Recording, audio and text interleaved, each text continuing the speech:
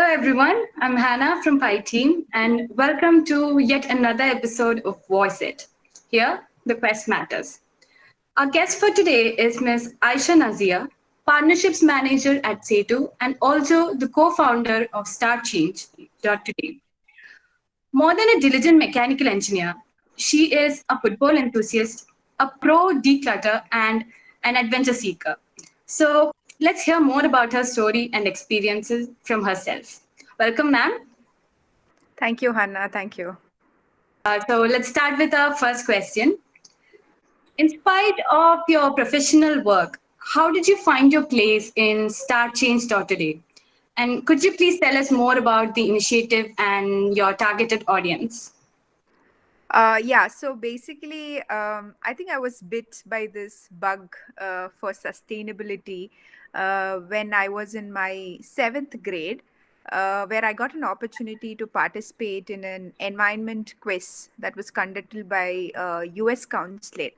So I happened to participate it representing my school, and I think it was a good day for me, and I won that quiz competition.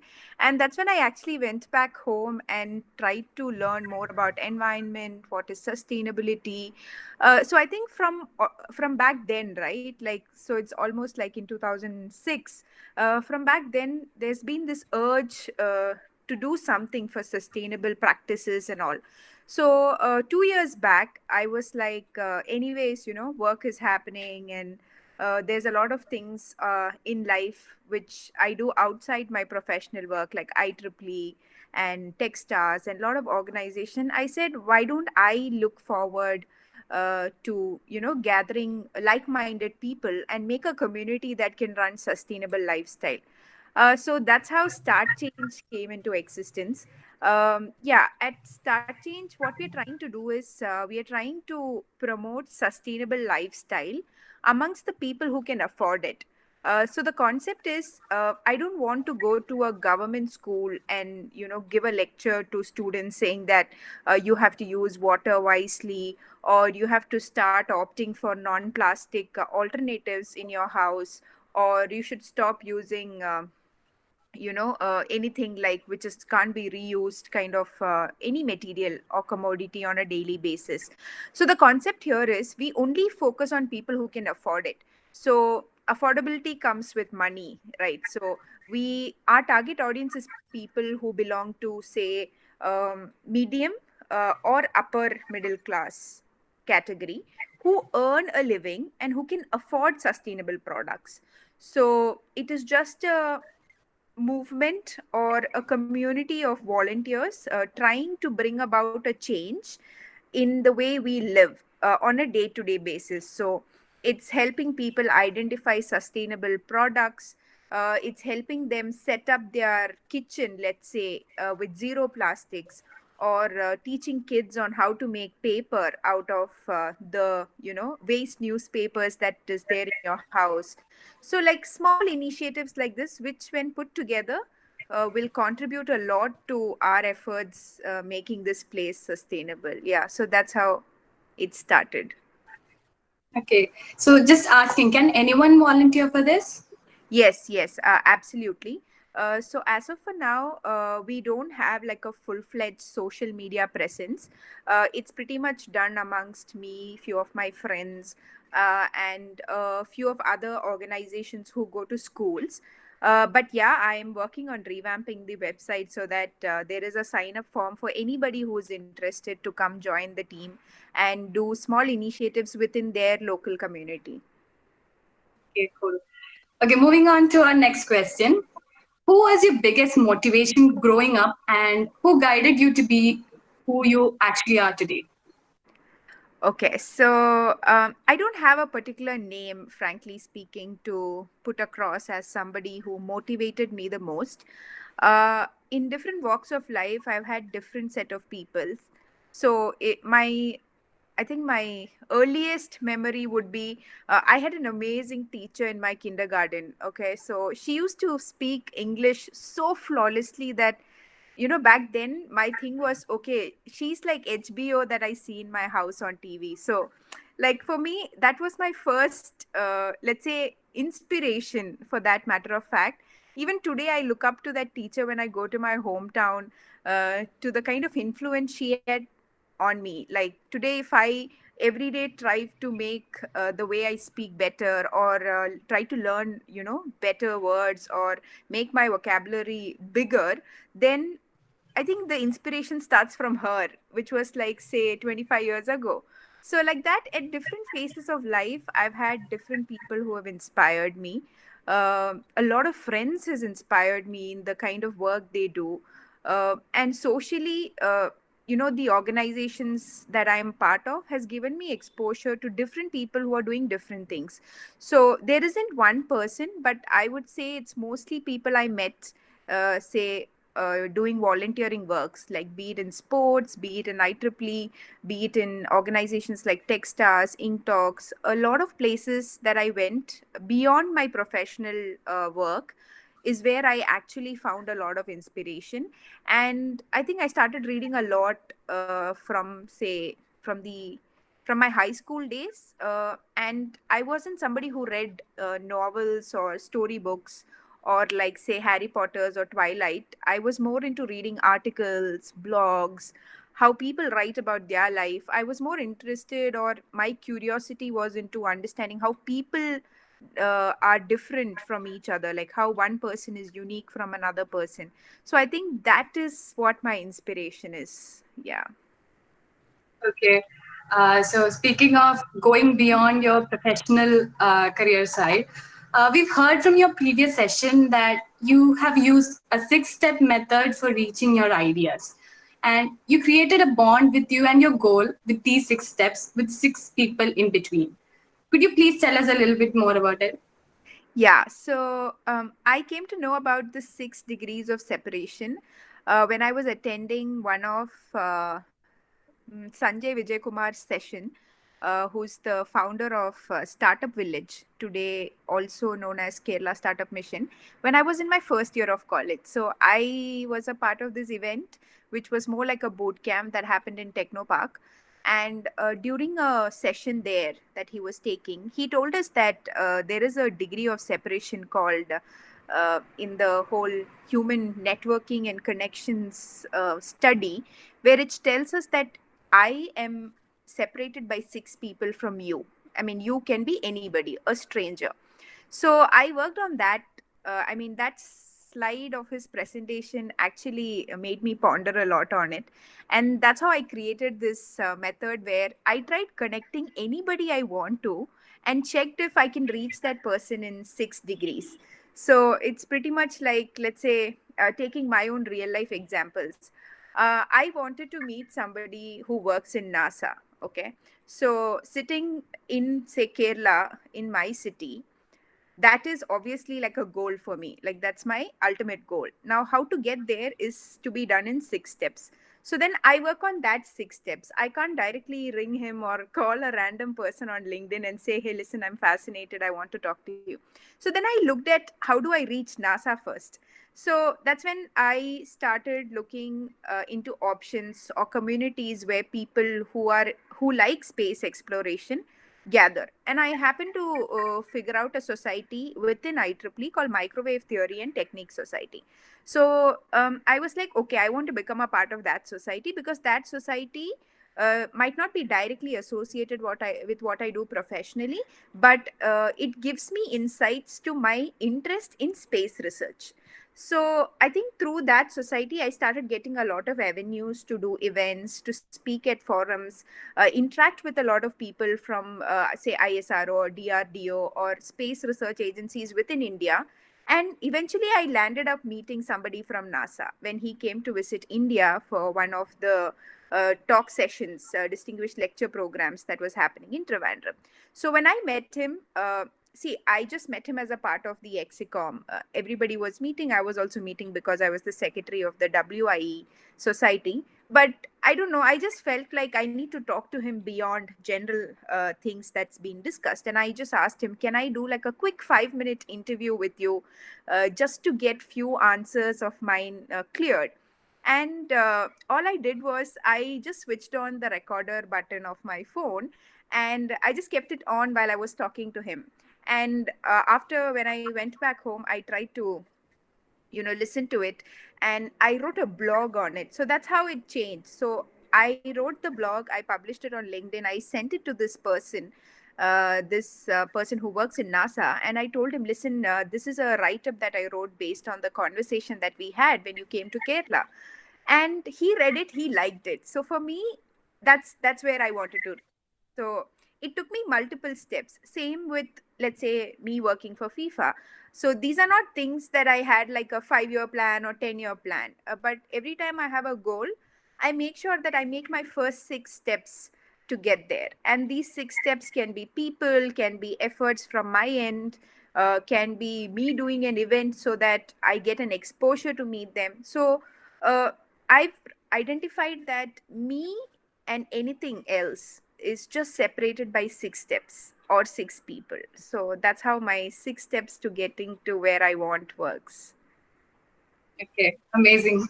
So, speaking about your childhood, you were very interested in football. In fact, it was one of your passions. And did you ever think you could build a career on it while you were doing your engineering? Yeah, so uh, okay, so I'm from a place called Kozhikode, which is in the Malabar part of the state of Kerala, which is known for its enthusiasm for football. So I've always watched my cousins or any male member in my house, and not only male members, a lot of women members in my house as well, like say my mother for that matter of fact, used to watch football. So I think ever since I've started seeing television, I've seen more of football than cricket in my house. So that did play a role in me liking football as a game. Though I haven't played it, say, at school level or district level or any of that sort, I've always had an affinity to that game. Like for me, the science of football made more sense than the science of cricket, frankly speaking. And that's the reason I started getting into it, watching more games. I started watching World Cups. And then, yes, I definitely wanted to work for football because I was like, until then, I'm just a viewer, right? I'm a fan, or I'm a person who's a football enthusiast. Now, my next step is I want to know what happens. Like, how does a football game happen? And because I'm interested in operations and how the events work out, I had this. Some kind of an excitement to go see what happens. It was more like a curiosity that ended up in being a career. So I just wanted to know what happens in a football stadium. How does the whole setup get prepped up for a football game that millions of people watch live? What are the back end processes? Who are the people who work behind it? So this curiosity actually led me to trying it out. So again, I knew that I can't simply write an email to FIFA, to support at FIFA.com or careers at FIFA.com and say that, listen, I'm interested to work for you guys. So then I realized again I'm 6 steps away from it. So I came to know that national games is going to happen in Kerala after a long time, and they would require volunteers. So by that time, I was so acquainted or exposed to volunteering as a concept because of IEEE and NSS in my college. So I was like, I don't read newspapers, which is not a good thing to tell, but I don't. So I told my grandmother, who reads newspaper every day, that keep an eye out. If you see any notification on the newspaper which says that they are calling for volunteers for this national games that's going to happen in Kerala, just let me know. And my grandmother was diligent enough. She as soon as she read something related to national games, she reached out to me. I was in college and she told me, hey, listen, it's come up in today's newspaper in so and so page and all of that. And I went and checked out, and they had given a website. I went to the website, I applied for the volunteer position. I went for the process, like the interview and all of that, and I got selected as a facilitator. And the only request I made when they selected me was I told them, listen, put me in a venue which is hosting football games, which is technically put me in a venue that is the football venue of the whole tournament. So they said, okay. And fortunately, the football tournament was happening in Kozhikode. So I get to go back home as well. And that's where the whole journey started. So after that, I was like, okay, how do I get into say the next stage, which is say like if it is football, then after national games, then it's your ISL, your Indian Super League that happens in India. So again for ISL, I tried being a volunteer at Kerala Blasters, which is close to my house and much accessible. And then after that, I tried working for ISL. Meantime is when FIFA was trying to call out for people to join their team as employees, not volunteers. And I was looking through what kind of role do I fit in, because I don't have a sports management degree. I don't have, like, say, 3 or 4 years or 10 years of experience in any field, say marketing or partnership. I was too young in the professional industry. So then I was just going through the career site and I saw a role called workforce manager, which is more like managing volunteers and taking care of their work. And then I applied for it. I'm sure a lot of people would have applied. We had a very good 3 rounds of interviews and, different kinds of assignments. And I don't know, maybe my experience volunteering for IEEE, managing events, taking up a lot of responsibilities in college actually helped me get par that interview. And yeah, that's how I landed there. So I think it's been at the back of my head since my high school. Not that I did not have any dreams of working for FIFA, but then I feel it just happened so quickly because India got an opportunity to host a World Cup real soon. Yeah. So, will you do it again? Oh, definitely. If they're coming back, definitely. Okay. Moving on to our next question. Well, probably being in this country, you do know that there are a lot of students who pursue engineering just for a degree or because of family pressure. What is your advice to those engineering students who don't want their future to be stuck in this field and they just want to explore more? Okay, so I took engineering because I genuinely liked engineering. So if you would have given me a choice between anything else and engineering, for me, I was passionate about science, eventually about technology also when we started getting access to internet and all of that. So I think that curiosity led me to engineering. But even I had like a major problem to choose which stream to go. Like there were so many different kinds of engineering disciplines available, and when I got past my entrance exam, and I was supposed to choose which college and which engineering discipline, I was sitting with my mom and we were clueless. We were like, what do we do? Like, what do I choose? And then obviously, right, people around you tell you that take IT because it is booming in the country now, you'll get a job easily. Somebody else said take civil engineering, it's good for girls, you can be an architect, or you can get into construction and all of that. And a lot of people gave me a lot of advices, but I was still confused. I'm like, their advices are not really helping me. So I kind of did an elimination kind of a selection process. I was like, okay, civil engineering, there's a lot of drawing in it, there's a lot of written, I mean, textual things that you need to learn by heart. So, no, I'm not going to do that.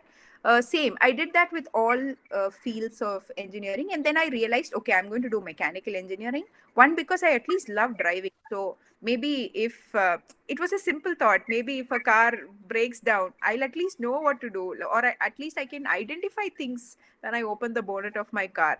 So, for me, it was a small thought process. And like you said, I know a lot of people, say at least there were 20% of my batchmates who took engineering only because they were told to, or they were pressurized, or, it was given as a easy way to get a job to them. And I feel after 4 years of engineering that engineering is merely like the superficial study of technology. When you finish 4 years of engineering, and no matter which industry you go to, even if it's engineering industry, you are not going there with like a big chunk of knowledge. No, you are not. In the course of 4 years, over 52 odd subjects that we learn, I think everywhere it's just a matter of a textbook that we learn, right? And in that textbook, there are like some, say, 25, 30 chapters. Each chapter is a different technology or different topic of science or whatsoever. And each of that then has like 10 concepts. So if you actually drill down to one concept, the thing is, we only know 2 pages about that concept. Or if you have been a very passionate person, you would have gone to the library and read, say, a book on it. That's all. But when you go to the industry, the amount of evolution that has happened in the science and technical field that we go to is enormous. We learn in our textbooks things that were written, say, in the 19th century, and look where we are living today. So let's say we don't have books on nanotechnology, or we don't have books on 3D printer, but that's what's happening in the industry, right? So what I want to tell people who are forced into this is, every semester of your engineering degree, try to find something that you like. Like I said, it can be just one concept inside one chapter in one subject, but then try to find that. Now, this is not to get a job or not to get outside engineering. This is just to build your curiosity. Now, every semester you do that, by the end of your final year, right, you will have 8 topics that you really read about. You really know what is the latest technology available. You know who are the pioneer companies that is doing great. Now, this process will actually help you understand what kind of a person you are, or what kind of a job do you like. I have a lot of friends who, in the 4 years of engineering, figured out that they like being in the science environment, but they are not into research, but they like building things. So they might not be your rank holders, but if a rank holder has an amazing project, and if he needs hands to get dirty and build that thing, then they are those kind of people. So I think you should use that 4 years of engineering, now that you're in. Do not drop out, because having a basic graduate education along with you is like a big asset any day. Forget about what you're studying, but it's all about the exposure that you get in that 4 years. And by the end of the 4 years, try to figure out what kind of a person you are. Like, are you more of a leader? Are you more of an executor? Or there are different facets to it. Like what I said, that I did something every semester, was my kind of figuring out what I want to do. Everybody will be able to figure out some hack to identifying what they are good at. So I just feel that these 4 years are more like your playground to figure out what you're good at. Because until school, what happens is, it's ready made, right? You go to preschool, then you go to lower primary, then you go to upper primary, then you go to high school and your higher secondary. It's all predefined, everything is there. It's just served to you directly. And like until recently, which is like a day or two before, the national education policy also did not have a lot of flexibility. Let's say today they're giving you flexibility to choose what you want to learn even in school, which I think until say 2 days back wasn't the policy in India. So it was all ready made. So when it is ready made, your brain literally does not process, right? You're just going with the flow. So your school education is more like it's fed to you. You don't have a choice. You're learning it because it's like the basic or the need. Beyond that, you're not really thinking of what you like. So I just feel like engineering, or any graduation course for that matter of fact, is a opportunity to get yourself exposed to something that is led by yourself. Like, you decide whether you want to study. You start to aim at things. You try to read and learn more. Like, there's no notebook and homework mechanism in colleges, right? So I think it's an opportunity for people to explore what they are capable of. I think to people who don't like engineering and feel that they ended up in an engineering course, I would say make the most out of this 4 years. Explore everything that you want to, and try to figure out who you are by the end of the fourth year, so that by the time you complete that course, you know where to launch yourself. It's not about how much you scored, but successfully completing the course is important. Noted. Okay, so moving on to our next question. Which was the favorite field of work that you've done in volunteering? Like you've done volunteering for football, ink talks, and many other fields. So which one was your favorite? Okay, so no, so I can't really pick a favorite, because different platforms have given me different exposure. Like, say, I can give you examples, like trying to understand how human beings work, right? Which is very important these days. Like, if you're working in a team, if you're a part of an organization, if you're doing a project where you have to, talk to multiple stakeholders, everywhere I've realized that no matter how good you are technically, right, you should have that knack to connect with people. Like, you should be able to have a rapport with the kind of person that you need to do business with, or work on a project with. So in that manner, I think ink talks did amazing wonders to me. Every year I went back for another ink talks conference. I think I got to meet people from different walks of life. I got to meet people from across the globe. I got to meet people who do occupations that I, living in India, didn't even think was a field of work. So I think that opened a lot of perspectives for me. So like in conference definitely did that to me. If you take IEEE, I think IEEE is the major reason why I even volunteered for anything, be it ink or be it Techstars or be it anything else that I do today. It all started with one choice that I made on, on say 12th of September 2012, which was like right after I joined my first year engineering degree, that I want to be a part of this organization. And the reason why I became a part of that organization is also because I follow Dr. APJ Abdul Kalam very religiously. Like I read whatever he's written, I watch his videos. So I was just opening IEEE's website when I saw a pamphlet on the notice board of my college on my phone. And I think very fortunately, the banner of the page told me that Dr. APJ Abdul Kalam is an IEEE fellow. So I'm like, okay, this sounds interesting, because until then I thought IEEE is only meant for people from electronics or electrical or computer science or circuit oriented engineering disciplines. So IEEE to me actually expanded a lot of science and technology insights. I think if not for IEEE, I wouldn't be knowing a lot about 3D printer today. Or if not for IEEE, I wouldn't be knowing about the different kind of antenna designs that's used for the Mars mission or for SpaceX launches, in different ways, right? We all get to know about this at a superficial level on the internet, like the Wikipedia or any Google search is going to give you information.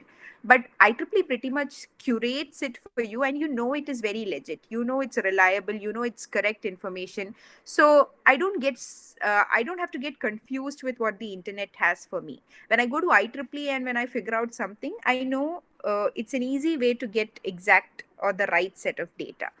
And football to me, the whole working for football has helped me understand event management at a next level, because anything else, right, any event that we do otherwise in life except for sports is all defined. Like, there's an inauguration, somebody's going to come, this will happen, people will talk, then there's this set of it goes as per agenda.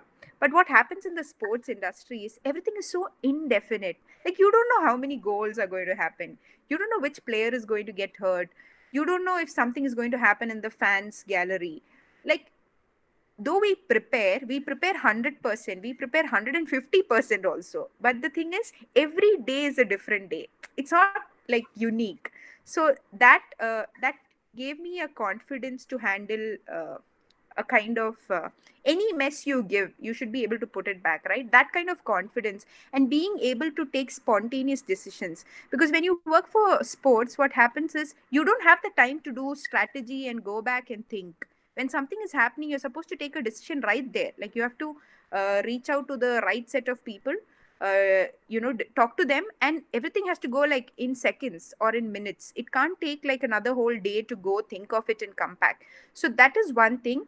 And having the chance to interact with football players have given me a lot of insights to what health, what wellness, what good food habits can do to you. Like the kind of courage they have, the kind of confidence, or the kind of effort they put, right? I don't think on a general layman conversation that we have with anybody, we will feel that urge. But when you actually speak to an athlete or a sports person, you will understand how much it matters to giving your 100%.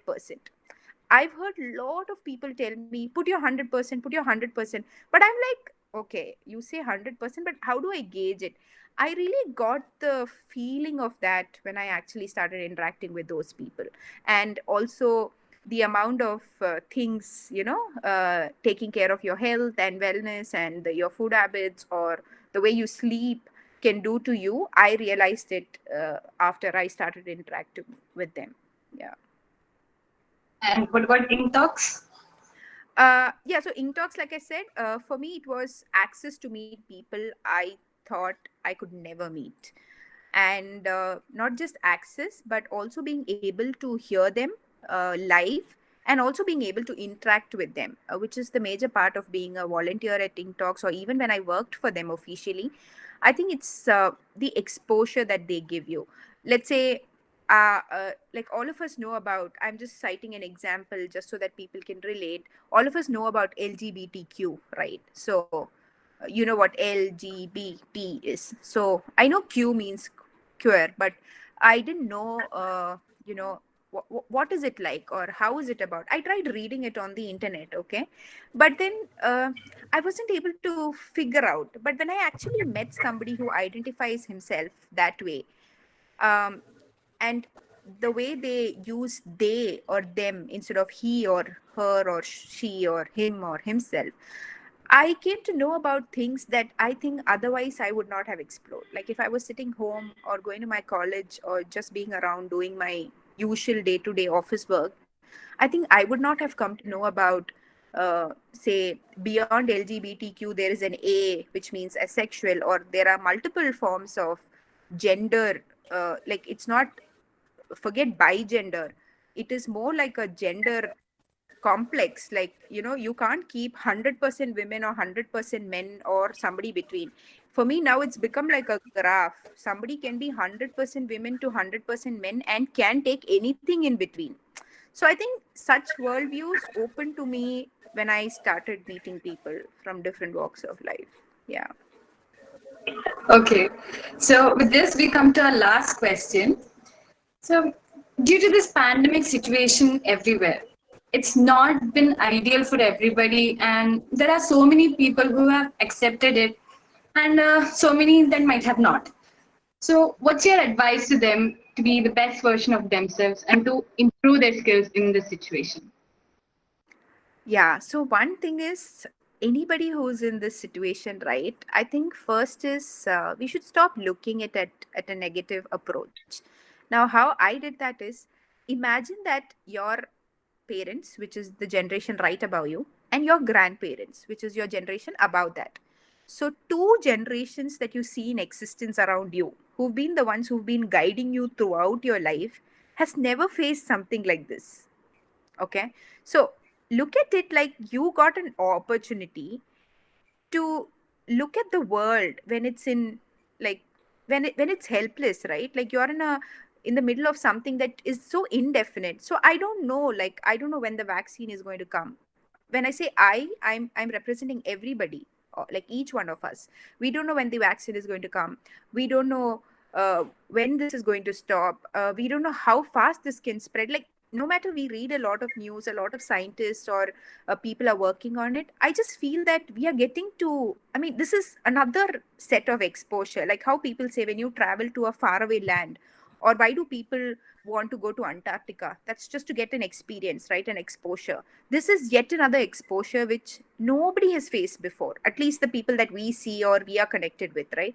So now what happens is, in this situation you are getting an opportunity to work out things which other people have not done, or to think or process things in a way that, say, your parents or your grandparents never had an opportunity with. And I know it's tough. Like, say, I went through a 14-day quarantine when I moved from Bangalore to Kochi. But those quarantine days were really struggling. Like today, I'm in my 13th day of quarantine. So it has been very difficult, you know, being confined in a room. You can't go out, you can't talk to people. There are people calling you and checking if, you know, the police calls you, then the health inspector calls you, then who know who's of the whole government department which is monitoring this calls you. And uh, unknowingly there is a kind of pressure that's built. No matter you ignore the news, no matter you ignore all the thing that happens on social media, there's something that comes within you, because you know this is happening. For a matter of fact, you know there's a pandemic, you know this can get to you. If not I get corona today, I might get it, say, next year, if a vaccine is not identified, or if a vaccine is identified but it has not reached me. So I think just getting along with that fact instead of reacting, if we process that thought and look at it in a positive way, I think we all can get out of this and focus on what we can do. Like, think about businesses. I've heard a lot of people not liking online shopping, including me, or not wanting to buy something online because they had trust issues, whatnot issues. They were not okay in the delivery, they were not okay with how it comes to your house. But today, now that we can't go to a physical store and buy things, everybody is moved to it, right? So I felt the pandemic actually increased the speed. Like, if something was going in, say, 1x speed, now it's become 10x. Anyways, the world was digitizing slowly. People were trying to learn online, right? Coursera, edX, Udemy. A lot of platforms came in, and the courses were actually getting at pace, but it was moving in 1x. Now it's become like 10x, because people know, they don't know when the schools are going to open, they don't know when the colleges are going to open, they don't know if they will get a job or not. So people are making extra effort. So if you're not making extra effort, my what I'm trying to say is, make that extra effort now that you know that the world is going at 10x than you. 10x in terms of everything, 10x in the kind of spread that's happening, and also 10x in the kind of preparation that you have to do to get past this. Let's say COVID-19 disappears next year, or even if it takes 10 years, your approach to yourself has to be same, because you are trying to get past something, right? It shouldn't be affected by how that is. Obviously it will have influences on what we are doing today. Like, say, we are doing work from home. A lot of companies had different kinds of thought process when it came to work from home. They said productivity might decrease, what not issues, people might not concentrate. But a lot of companies today, which have the capability to get their things done when people sit at home, are working from home. So that's a change, right? So something that was slowly moving, like very few companies were doing work from home until, say, 2020 January. Suddenly everybody who can do it has become a work from home enterprise. So I think the moment you realize that from 1x it's moved to 10x, you have to prepare yourself for 10x now, because all this while you were like chilling around, having fun, going with the routine in 1x. Suddenly things have moved to 10x. Be it anything, be it the scarcity in jobs, be it people getting laid off, be it the difficulty in procurement of anything, like our day to day life. Earlier you can just order anything and it comes to your house. Today it's not like that. So I think that 10x speed in all forms is what we need to adapt to. And I think it will take time, but I think it's more about how you focus on yourself and you see what is more important for you. Because one good thing about COVID is it's very unbiased. Like, it's the most unbiased thing that I've seen in my life. It doesn't look at whether you're rich or poor, it doesn't look at your qualification, it doesn't look whether you're a guy or a girl. It just gets to you if you are not uh, if you have not taken good care of yourself. So I think we have to become that way. We have to be so unbiased that we should only look at what will help us grow. At the same time, make sure that we are not affecting other people around. So I would suggest everybody just focus on yourself, look at what you can do to make yourself better, so that post COVID, or even, I don't know when post COVID is going to be, in whichever situation we are prepared for that, or we are in sync with the speed. Because once you move from 1x to 10x, right, this is like how you like things. It's very difficult to go back to 1x. We might think, okay, we want to go back to the old normal, this is new normal. But if you are prolonged in this process for, say, more than a year or two, then the old normal will become so difficult for you to get back to.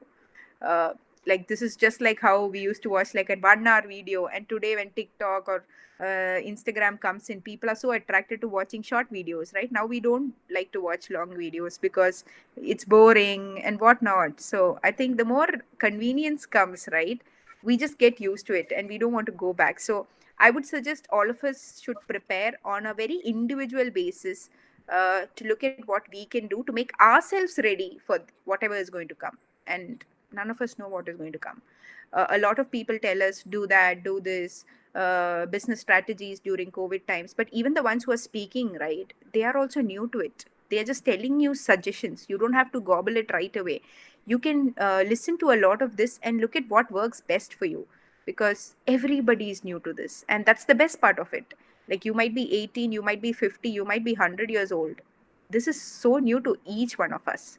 So I think get your brains working and, start processing the thoughts that come to you. And I think that's the only, and I think that's the easiest way to get past this. Okay, so let's hope this 10x version of our world is a better place than what it is now. Yeah, Um, definitely. so, so with that, we have come to our end of this interview.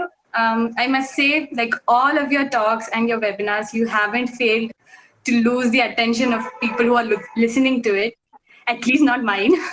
And thank you, Aisha ma'am, for taking your time today. And the unexplored side of volunteering was explained to us in a very simple yet entertaining way. And I'm pretty sure that our audience, who are mostly engineers, would have a very good experience listening to it. So, on behalf of IEEE PI team and IEEE Kerala section, I would like to express my sincere gratitude. Thank you again, ma'am. Thank you. I mean, I'm really happy that you guys are doing different initiatives, and the whole approach to understanding people's life beyond what we do on a daily basis. So, thanks a lot, Hannah, for setting this up, and all the best for you guys for your upcoming interviews and initiatives. Thank you, ma'am.